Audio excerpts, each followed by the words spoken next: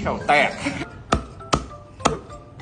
นักล่าหมูกรอบทั้งหลายวันนี้เขาจะพามาที่ห้านข้าวเปียกห้านประจำห้านหนึ่งที่ค่อยมักมาขี่ขึ้นมาเส้นบึงขยองก่อนที่จะฮอดคูเวียงห้านของเพิ่นตั้งอยู่ข้างๆห้านสีแดงๆนะเห็นบ่ตอนมาครั้งแรกก็แอบตกใจแต่ว่ามันห้านอย่างว่าคืออยู่ข้างกองตลาด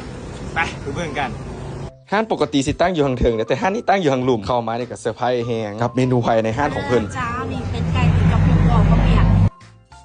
ก็ตามที่นู่นนี่ว่ามีติดจอบมีเป็ดมีไก่มีหมูกรอบเป็นไทยที่เป็นสายหมูกรอบที่ห้ามพลาดห้านเพิ่นนี่ทอดใหม่ทุกมื้อค่อยกับบ่ฮู้เรื่องเส้นข้าวเปียกหลายก่อนคนอื่นได้แต่ค่อยรู้สึกว่าเส้นห้านเพิ่นนี่นุ่มๆบ่เหนียวบ่ติดกันเรื่องน้ำซุปนี่ห้างเพิ่นก็การันตีเพิ่นต้มไก่เป็นโตเคี่ยวน้ำซุปจนมันหอมพุ่นนะเห็นขนาดนี้นะต้องได้ลองแล้วแหละบอกเลยว่าเพิ่นใส่ใจทุกขั้นตอนการเฮ็ดไปทายตอนเพิ่นเฮ็ดจนหิวแล้วนี่ตอนนี้ก็ต้องได้กินแล้วทางเฮาก็ได้สั่งมาทุกเมนูเนาะบ่ว่าจะตีนจอบหมูกรอบซีนเป็ดซีนไก่บอกเลยว่าการันตีความได้หลายถ้วยน้อยราคา30ถ้วยใหญ่ราคา40ขนาดพากัดสั่งเป็นถ้วยน้อยได้นี่ยังได้บักหลายแม่นไทยที่เป็นเซียนเรื่องข้าวเปียกนะต้องมาลองห้านนี่จะครั้งหนึ่งเดี๋ยวเจ้าสิได้เปลี่ยนห้านประจำของเจ้าไปตลอดกาลอันนี้ก็ได้สั่งเป็นซีนเป็ดเนาะแต่ว่าไปกินกับน้ำซุปไก่นี่โคตรเข้ากันเลยก็บะหมักหมูกรอบแห้งก็เลยสั่งมาเป็นจานหมูกรอบ